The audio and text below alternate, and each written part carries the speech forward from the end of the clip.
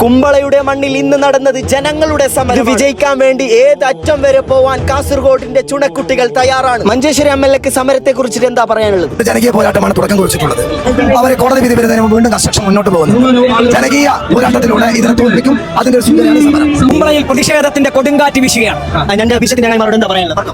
സമരത്തിൽ കൂടുതൽ ആളുകളെ അണിനിരത്തുക. വരും ദിവസങ്ങളിൽ പോരാട്ടം ശക്തിപ്പെടുത്തും. ഇതില്ലാതെ ഇവിടെ അനുവദിക്കുന്ന പ്രശ്നമേ ഇല്ല. ജീവൻമരണ പോരാട്ടത്തിൽ 60 കിലോമീറ്ററിലാണ് ടോൾ വേണ്ടത്. 22 കിലോമീറ്റർ ടോൾ അനുവദിക്കാൻ ഒരാളുകളെയും നമ്മൾ അനുവദിക്കില്ല. തീർച്ചയായും അനുവദിക്കുകയില്ല.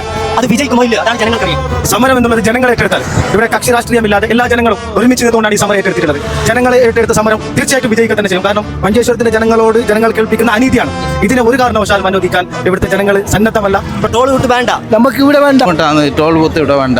നമുക്ക് പ്രതീക്ഷയുണ്ട്. നിയമത്തിലും അതുപോലെ നമ്മുടെ ഈ ജനകീയ പ്രക്ഷോഭത്തിലും വിജയം കാണുന്നത് തന്നെയാണ് പ്രതീക്ഷ.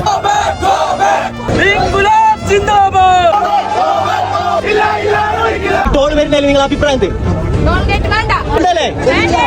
സ്നേഹമാത്ര ഇവിടെ ന്യൂസുകാരെല്ലാം എത്തിയിട്ടുണ്ട്. കാസർഗോഡിൽ ഒരുപാട് പ്രശ്നം നടക്കുന്നു. മാധ്യമ പ്രവർത്തകർ ഇവിടെ വിരൽ കുറവാണ്. എന്തുകൊണ്ടാണ്? വിരൽ കുറവൊന്നുമില്ല. നമ്മൾ അറിയുന്ന പക്ഷങ്ങൾ ഇവിടെ വരാറുണ്ട്. നിങ്ങൾ പറയുന്ന അല്ലെങ്കിൽ നിങ്ങൾ കേൾക്കുന്ന പക്ഷം ഇവിടെ വരാറുണ്ട്. എല്ലാവരും ഒന്നിച്ച് ഒറ്റക്കെട്ടായിട്ടുള്ള സമരമാണ് ഈ സമരം. നാളെ ആളിപ്പടരും. ഇതൊരു സൂചനാ സമരമാണ്. നിങ്ങളെല്ലാവരും സപ്പോർട്ടാക്കാൻ സ്നേഹമാത്ര.